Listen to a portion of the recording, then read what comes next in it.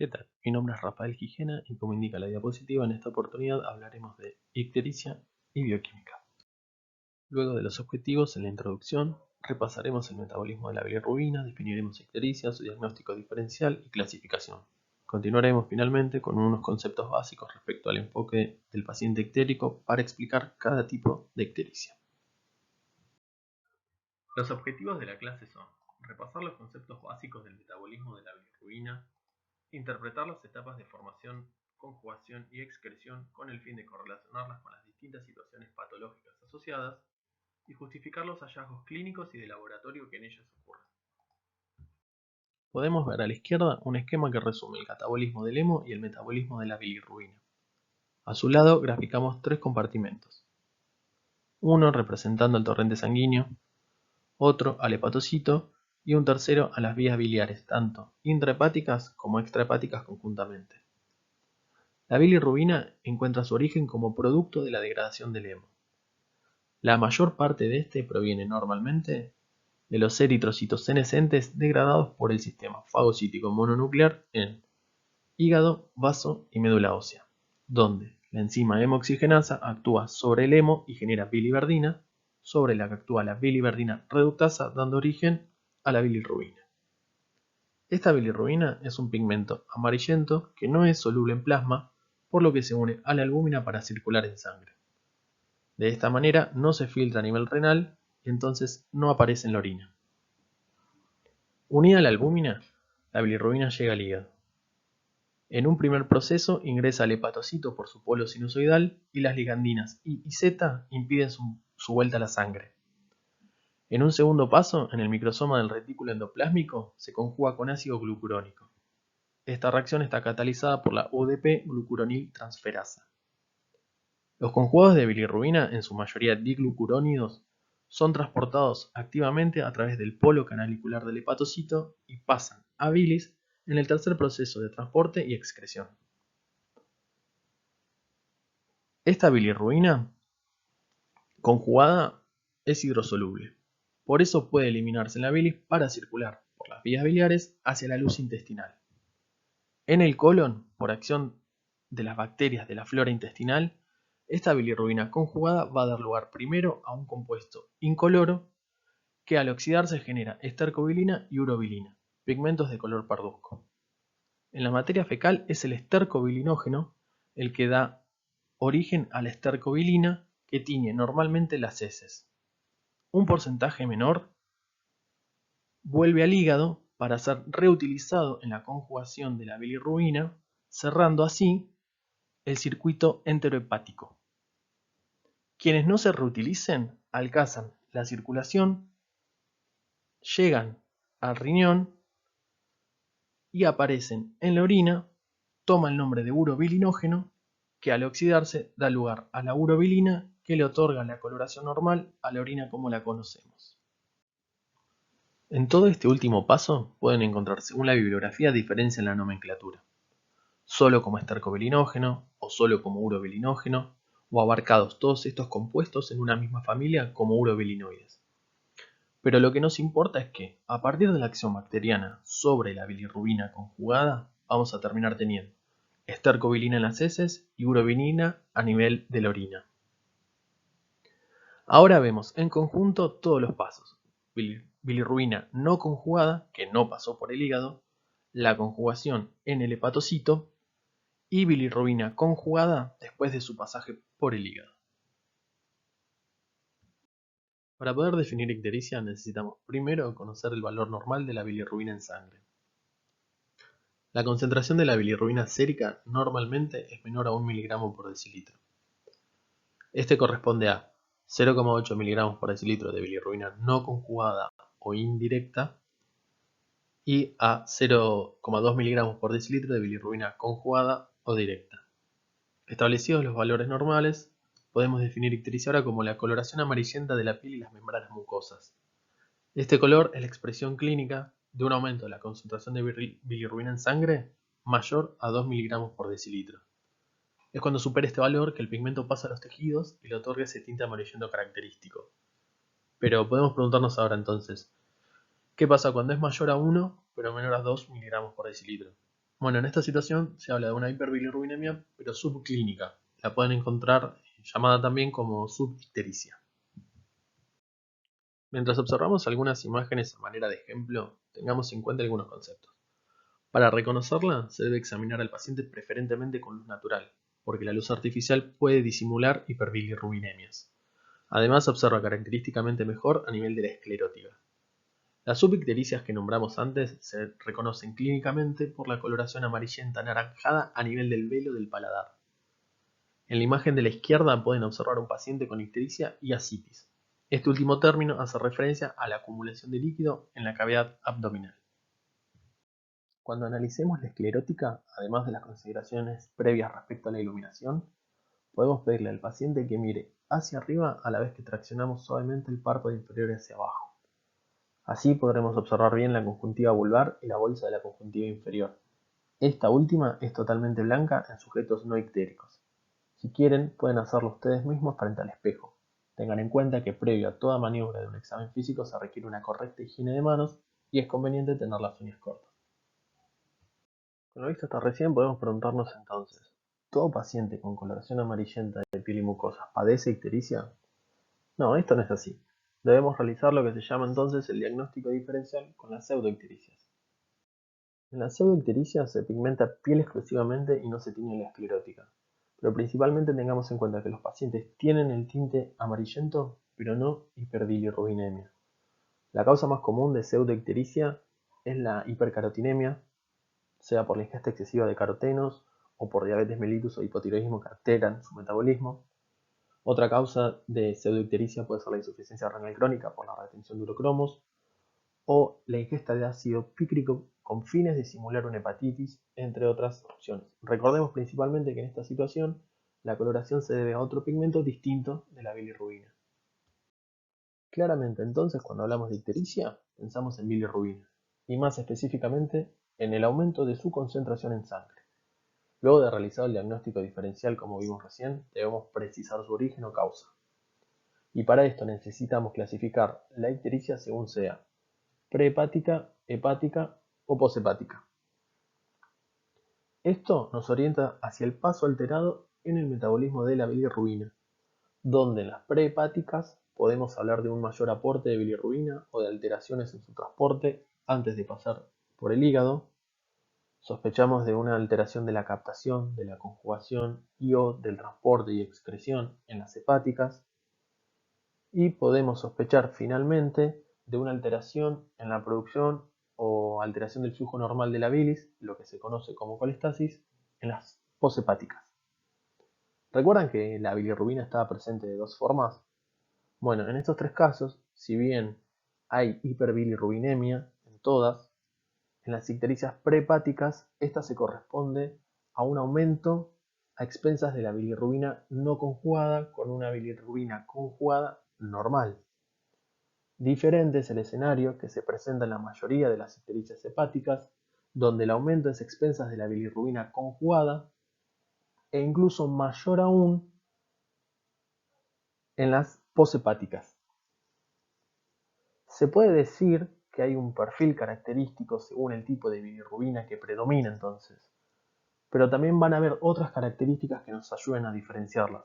Para entender por qué ocurre esto, veremos un ejemplo de cada una situación de hemólisis exagerada para las prehepáticas, un paciente con hepatitis para la ictericia hepática y otro con un carcinoma de la cabeza de páncreas, por último, para las ictericias poshepáticas. Para poder entender mejor los ejemplos más adelante, veamos entonces algunos conceptos sobre las herramientas con las que cuenta el médico cuando arma la historia clínica. No es el objetivo que conozcan cómo realizar una historia clínica, ni el algoritmo diagnóstico para el cáncer de páncreas o cómo realizar el examen físico abdominal. Pero hablaremos sencillamente sobre algunos de ellos para tener una aproximación clínica y para ver cómo pueden relacionarse con la causa de la ictericia o la patología etiológica. En la anamnesis, que es la indagación por medio de preguntas acerca de características de la enfermedad y antecedentes del paciente, algunos datos que nos pueden ser útiles serán la edad, porque antes de los 30 años la causa más común de ictericia es la hepatitis viral y después de los 50 años predominan enfermedades como la litiasis biliar, el cáncer de páncreas y la cirrosis alcohólica. En cuanto al sexo, podemos poner como ejemplo el hecho de que las mujeres tienen mayor incidencia de litiasis biliar y de que la cirrosis se describe más frecuentemente en hombres, los hábitos tóxicos por la vía de transmisión de las hepatitis virales. La más frecuente para hepatitis B es la sexual. El paciente que sea usuario de drogas intravenosas asocia hepatitis C. Los tatuajes, los piercing pueden llegar a ser un factor de riesgo, por ejemplo. Nos interesa saber también la exposición del paciente y sus contactos, como riesgos laborales en personas que trabajen manipulando muestras de sangre. También podemos preguntar sobre los síntomas de la enfermedad, sobre antecedentes heredofamiliares de patologías que puedan cursar con ictericia e incluso sobre antecedentes de ingesta de algunos fármacos, por nombrar algunos ejemplos. Lo siguiente que veremos es el examen físico, donde además del estado general del paciente, el examen físico de la piel, muy importante en este caso, porque además de la coloración de la que ya hablamos, se pueden encontrar signos de rascado en los casos de colestasis, por ejemplo. Se realiza también la palpación de distintos órganos a nivel abdominal, como los que están indicados. Fíjense que existe una relación en cuanto a los órganos en cuestión y el metabolismo de la bilirrubina. Pero más que nada, en este punto vamos a hablar más sobre dos exámenes en particular. Estos son el examen de orina y de materia fecal, más específicamente del color de ambos. En tercer lugar, a nivel de los exámenes de laboratorio, el concepto que quiero que retengan es que las determinaciones que nosotros pidamos se van a basar en la etapa del metabolismo de la bilirrubina que sospechemos alterada. Es decir, que podemos pensar que para cada tipo de ictericia existiría un perfil característico. Determinaremos los niveles de bilirrubina, ni más ni menos, y conoceremos el predominio de un tipo de bilirrubina sobre otra. En el hemograma conoceremos su hematocrito, la concentración de hemoglobina, el recuento de glóbulos rojos y el recuento de glóbulos blancos, entre otros datos. También hablaremos de los factores de la coagulación, en el sentido de que algunos de ellos encuentran su síntesis a nivel del hígado y su disminución o aumento puede inferir información respecto al órgano. También en el caso de las aminotransferasas, por ejemplo, que son las enzimas hepáticas que se encuentran aumentadas en caso de daño hepático. Otras son la fosfatasa alcalina y la gamma-glutamiltranspeptidasa. La primera aumenta cuando existe enfermedad hepatobiliar o enfermedad ósea. La gamma-glutamiltranspeptidasa aumenta en los casos de colestasis y junto a la fosfatasa alcalina nos ayuda a determinar el origen de esta. Otra enzima puede ser la pseudocoliniesterasa, que cuando está disminuida es un marcador de insuficiencia hepática. Como última enzima, podemos nombrar la lactato deshidrogenasa francamente elevada en un paciente ictérico sugiere hemólisis. Por último, los estudios por imágenes, conocer sus fundamentos, clasificación, indicaciones e incluso contraindicaciones exceden los objetivos de la clase, así que solo nos quedaremos con unos conceptos muy básicos. Están orientados a poder visualizar la estructura y característica principalmente del hígado, la vesícula y las vías biliares, por ejemplo. Algunos de ellos pueden ser la ecografía, la tomografía, la resonancia y hasta una colangiopancreatografía retrógrada endoscópica, un excelente nombre para un horcado.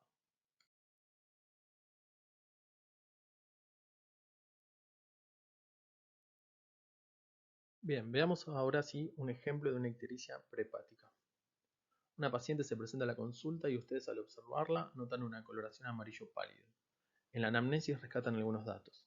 Se encuentra débil, con una fatiga general, irritable, con mareos y palpitaciones. Estos últimos son la percepción desagradable de los latidos cardíacos, como si el corazón se saliera del pecho.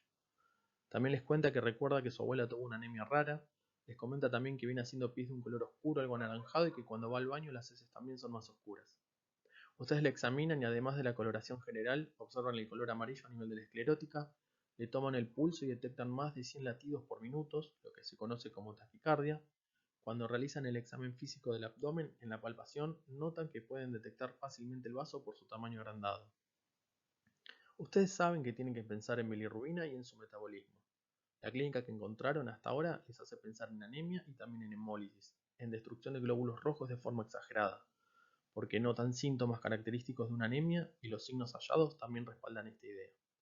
Entonces continúan estudiando a la paciente y le piden un laboratorio para confirmar sus sospechas, obteniendo las siguientes determinaciones: el aumento de bilirrubinemia a expensas de la bilirrubina no conjugada, el aumento de la lactato deshidrogenasa, el aumento de la hemoglobina libre en plasma y de reticulocitos, disminución del hematocrito, del recuento de glóbulos rojos y de hemoglobina y aptoglobina. La LDH y la hemoglobina libre en plasma aumentadas nos hablan estrictamente de un glóbulo rojo destruido, y el aumento de reticulocitos de una médula ósea que está tratando de compensar esa pérdida eritrocitaria. En cuanto a las disminuciones, un hematocrito bajo nos habla de un menor volumen eritrocitario. La hemoglobina en este caso está disminuida porque es aquella contenida en el glóbulo rojo, a diferencia de la que está aumentada, que es la hemoglobina libre en plasma.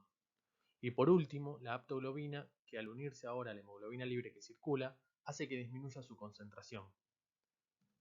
También pidieron un frotis de sangre periférica, que es cuando extienden una gota de sangre sobre un portaobjetos para visualizarlo al microscopio, y observaron unos glóbulos rojos característicamente esféricos. La prueba de Coombs es un estudio muy útil al momento de querer averiguar si el origen de una anemia es autoinmune. Por último, les dejo solamente a manera de curiosidad semiológica, la presencia de ictericia, anemia y esplenomegalia describen la tríada del síndrome hemolítico. Sepan que un síndrome es un conjunto de signos y síntomas y que los signos son aquellas manifestaciones objetivas, como la taquicardia que se puede determinar o la coloración de la esclerótica. Y los síntomas corresponden a elementos subjetivos, como el mareo o las palpitaciones del paciente. Antes de explicar el caso anterior, recordemos que a partir de la lisis de los glóbulos rojos mayormente, obteníamos la bilirrubina no conjugada que circula en sangre. Y la hiperbilirrubinemia por alteración en cualquier proceso previo a su pasaje por el hígado determina una ictericia prehepática. Ahora podemos preguntarnos, ¿cómo se explican los hallazgos mencionados anteriormente?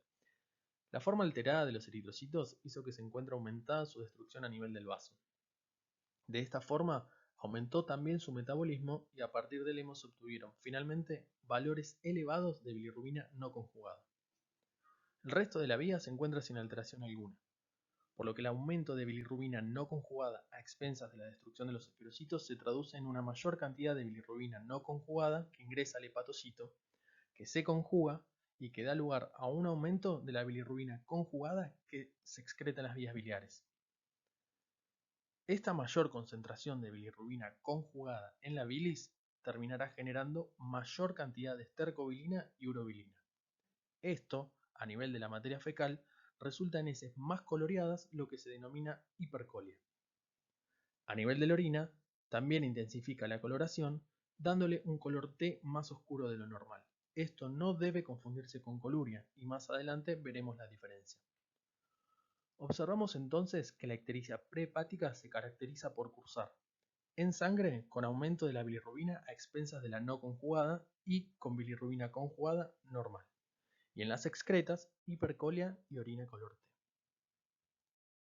Pasemos ahora a un segundo caso. Paciente de sexo masculino, joven, de 21 años de edad, asiste a la consulta con sus padres. Ellos refieren haber notado en la piel y ojos de su hijo una coloración amarillenta en los últimos días. También les hace saber acentuadamente que una semana antes del inicio de los síntomas, el joven había asistido a un festival en otra ciudad del cual volvió con 3 tatuajes y 4 piercings, que antes no tenía. Se refieren también síntomas inespecíficos como fatiga, náusea, pérdida de peso y una sensación de pesadez abdominal. En el examen físico se constata la coloración referida, también dolor en el hipocondrio derecho al palpar el hígado, la orina se encuentra muy oscura de un color caoba y la materia fecal se observa notoriamente más clara. En los exámenes de laboratorio, además del aumento de la bilirrubinemia total a expensas de la bilirrubina conjugada, usted destaca el aumento de 10 veces mayor de lo normal de las aminotransferasas. Característicamente, observa también que los niveles de GTP son mayores que los de GTO. También se percató de niveles aumentados de fosfatasa alcalina y gamma-GT. Recordemos que el aumento de la gamma-glutamil transpeptidasa ayuda a precisar el origen del aumento de la fosfatasa alcalina, descartando así un posible aumento óseo. Otras determinaciones fueron la pseudocolinesterasa, factores de la coagulación y valores de colesterol disminuidos. El descenso de los niveles de pseudocolinesterasa es un marcador de insuficiencia hepatocelular. Nuevamente, como curiosidad, se describe que el aumento de las aminotransferasas 10 veces mayor de lo normal indica hepatonecrosis, es decir, daño celular.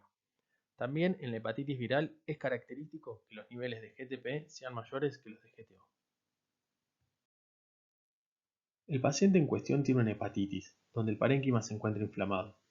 Esta enfermedad, como su nombre indica, compromete al hepatocito, y el compromiso en este punto hace que al relacionarlo con la vía de metabolización de la bilirrubina, clasifiquemos esta situación clínica como una ictericia hepática. Antes de pasar a explicar los hallazgos de nuestro paciente, veamos unos conceptos. Lo que destacamos en el caso de las ictericias hepáticas es que la bilirrubina que predomine se explica según qué proceso específico realizado por el hepatocito se encuentre más afectado. Una bilirrubina no conjugada aumentada en sangre encuentra su justificación cuando hay una alteración a nivel de la captación, por ejemplo. Al estar comprometido el ingreso al hepatocito, sus niveles en sangre aumentarán. También ocurre cuando se compromete el proceso de conjugación específicamente, donde aquella bilirrubina que ingresó al hepatocito y no pudo conjugarse, vuelve a la circulación para unirse a la albúmina. La otra situación que podemos describir es una hiperbilirrubinemia a expensas de una bilirrubina conjugada que encuentra su justificación en el compromiso a nivel de la secreción hacia la vía biliar. Ahora un dato importante.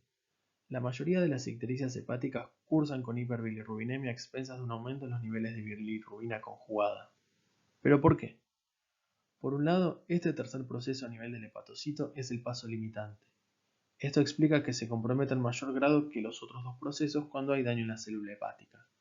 Por otro, en condiciones que se produce este tipo de ictericia es común la existencia de alteraciones a nivel del parénquima hepático con reflujo de bilis hacia capilares sanguíneos. Esto explica el aumento de la bilirrubina conjugada en sangre. Podemos volver ahora a nuestro paciente y entender entonces que su hepatitis se refleja con un mayor compromiso a nivel de la excreción de la bilirrubina conjugada hacia los canalículos biliares. Entonces, para aquella bilirrubina no conjugada que ingresó al hepatocito y que se conjuga con ácido glucurónico, este compromiso a este nivel implica tres cosas. Primero, que sea menor la cantidad de bilirrubina conjugada en la bilis, lo que termina resultando en menores niveles de estercobilina en materia fecal y menores niveles de urobilina en orina. Que haya menos estercobilina en materia fecal significa que hay menor coloración. Esto último se denomina hipocolia. Lo segundo que implica la alteración del pasaje hacia el canalículo biliar es el aumento de la bilirrubina conjugada en el hepatocito, y por esto mismo el pasaje hacia la circulación en sentido inverso al normal. Es así que aumenta la bilirrubinemia y por esto también es a expensas de la bilirrubina conjugada. Como recordamos, esta bilirrubina conjugada es hidrosoluble, circula libre en plasma y se filtra a nivel renal. Es así que aparece en orina y la tiñe otorgándole un color muy oscuro sin importar los niveles de urobilina. La presencia de pigmentos biliares en orina es patológica. Esta situación se conoce como coluria, donde tiene un característico color caoba. Lo tercero y último que implica una alteración del transporte y excreción hacia las vías biliares es que poco a poco se acumulen también niveles de bilirrubina no conjugada que llega al hepatocito de la lisis normal de los eritrocitos senescentes. Esta acumulación en el hepatocito se traduce eventualmente como un aumento de bilirrubina no conjugada a nivel sanguíneo, pero en menor medida en comparación a la bilirrubina conjugada.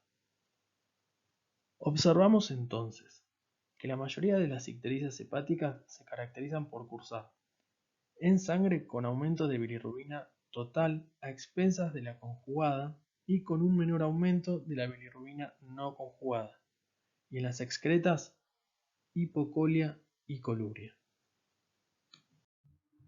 Pasemos ahora a nuestro tercer y último ejemplo. En este caso se trata de un hombre de 75 años de edad que en el último tiempo bajó mucho de peso y no sabe por qué. Posee también una coloración amarillenta que fue apareciendo progresivamente, no tiene antecedentes de cólicos hepáticos o enfermedad vesicular, relata haber sido tabaquista la mayor parte de su vida y se queja también de un prurito intenso. En el examen físico observamos varias lesiones ocasionadas por el rascado. Al evaluar la esclerótica la notamos amarilla. En el abdomen detectamos una vesícula biliar palpable muy voluminosa que no le genera dolor al realizar la maniobra para evaluar este signo. Examinamos también la orina del paciente y notamos que esta es de un color muy oscuro, un color caoba. Además cuenta con una espuma abundante que perdura en el tiempo y tiene un color amarillo verdoso característico. La materia fecal es de color blanco grisáceo con apariencia de masilla. Vemos entonces que gran parte de la clínica nos habla de patología neoplásica por un lado. La edad, si recordamos el grupo etario donde era más común el cáncer de páncreas, es una de las razones como el antecedente de tabaquismo. Pero principalmente quiero que recuerden que toda gran pérdida de peso que no pueda ser explicada sugiere enfermedad neoplásica. Sepan que estamos hablando de una pérdida de peso involuntaria. Por otro lado, la clínica nos habla también de una ictericia poshepática, así que le sacamos una muestra de sangre al paciente y realizamos los exámenes complementarios. Del examen de laboratorio resumimos esta información.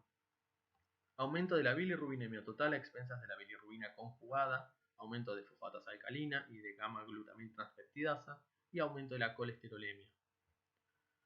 En cuanto a la disminución del tiempo de Quick, sepan solamente que es un estudio de la coagulación que involucra a factores sintetizados en el hígado. Cuando está disminuido, indica que la sangre está coagulando más despacio de lo normal. Ahora algunas curiosidades. La maniobra que se le realizó al paciente, como ven en la foto, consiste en colocar los dedos pulgares en lo que se denomina punto cístico. Este punto se encuentra en la región del hipocondrio derecho por debajo del reborde costal en el trazado de una línea que va desde la axila derecha hacia el ombligo.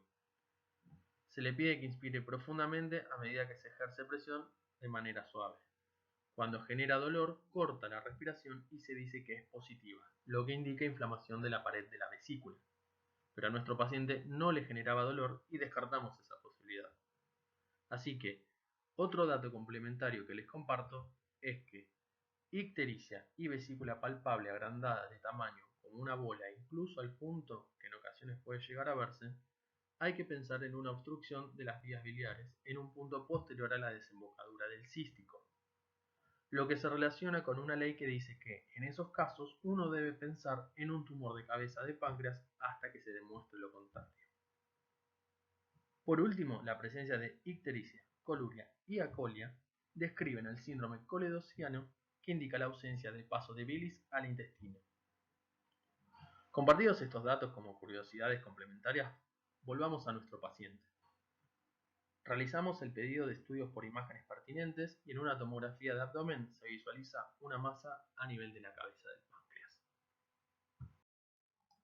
En este paciente, el tumor en la cabeza del páncreas, por su relación anatómica con el conducto colédoco, puede comprimirlo y obstruirlo completamente. De esta forma, imposibilita que se libere la bilis, y así la bilirrubina conjugada contenida en ella a la luz intestinal. Esta situación, relacionada con el metabolismo de la bilirrubina, implica que, luego de formarse, se dirige destino al hígado para ser eliminada, donde es captada por el hepatocito, conjugada a nivel de su microsoma, y transportada y excretada hacia las vías biliares, nivel donde encontramos la alteración que define a las causas de la ictericia poshepática. Esta imposibilidad de liberar bilis hacia la luz intestinal tiene como consecuencias, primero, que no haya formación ni de estercobilina en las heces ni de urobilina a nivel de la orina.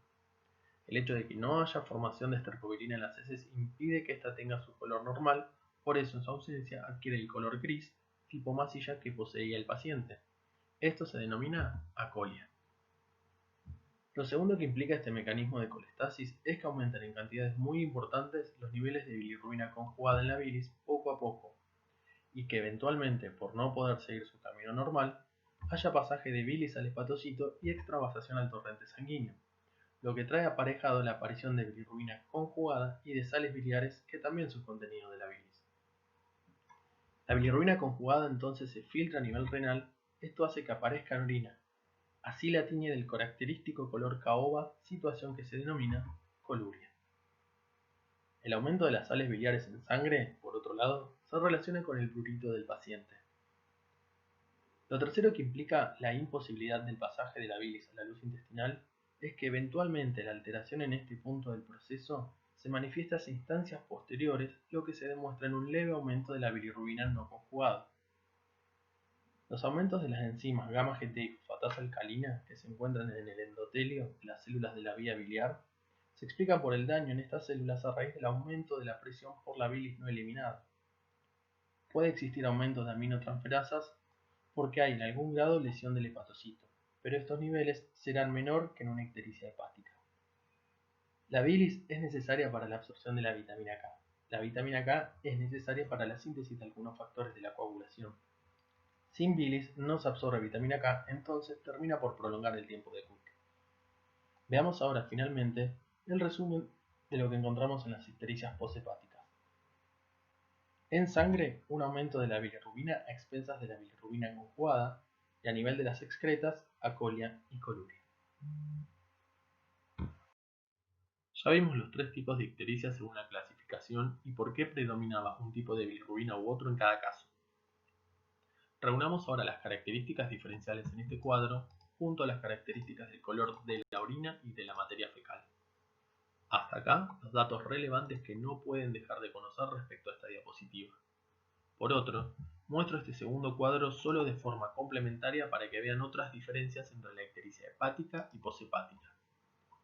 Fíjense que si bien puede existir un aumento de transaminasas en ambas situaciones, es más marcado cuando el daño es principalmente hepatocelular. La situación inversa ocurre con la fosfatasa alcalina.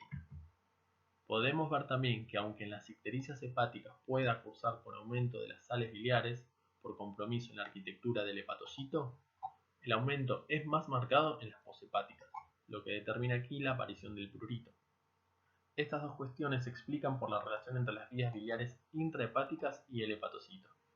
De esta forma siempre puede haber algún grado de compromiso de ambas partes, por lo que se habla a veces de patologías o enfermedades hepatobiliares en su conjunto. La última fila hace referencia a una prueba de laboratorio donde se le administra vitamina K a un paciente de forma intramuscular, para ver si se corrige la alteración del tiempo de Quick. Para entenderla, recordemos que el tiempo de Quick evalúa en su mayoría a factores de la coagulación que necesitan que se absorba vitamina K para sintetizarse en el hígado, y que la absorción de la vitamina K dietaria depende de que exista secreción biliar. Entonces, cuando en un paciente ictérico haya menos síntesis de estos factores y se altera así el tiempo de Quick, se tiene que determinar si es por falta de absorción de la vitamina K o por compromiso del hepatocito. Como en las ictericias poshepáticas está comprometida la secreción biliar, el aporte de una vitamina K de forma exógena suplementa la que no se puede absorber y corrige así el tiempo de Quick. Recuerden que los datos del primer cuadro son los relevantes para la clase. Hagamos una síntesis de las tres situaciones planteadas como ejemplos. Ante la sospecha de ictericia, primero descartamos las causas de pseudoictericia y con la determinación de la hiperbilirrubinemia por encima de 2 mg por decilitro confirmamos la ictericia. El siguiente paso es tener en cuenta cuál es la fracción que predomina y así poder comenzar a ver si se trata de una ictericia prehepática, hepática o poshepática, cada una con sus hallazgos característicos que la respaldan, justificándose el mecanismo por el paso comprometido. Esto puede generalizarse y observarse en más de una situación patológica. Para ir finalizando, el objetivo de esta diapositiva no es en absoluto que conozcan cada una de todas estas patologías, sino solamente mostrar con este cuadro, que sepan que está incompleto, el gran abanico de patologías que pueden cursar con ictericia. Las flechas indican las situaciones que nosotros usamos como ejemplo, pero tengan en cuenta que todas responden al mismo mecanismo de una alteración del metabolismo normal de la bilirrubina. La diferencia está en saber cuál es ese paso alterado. Por eso quiero concluir con que es evidente cómo el conocimiento de las bases bioquímicas de un proceso fisiológico permite interpretar con la razón sus alteraciones. Esto es todo por hoy, muchas gracias por su atención. Les dejo la bibliografía consultada.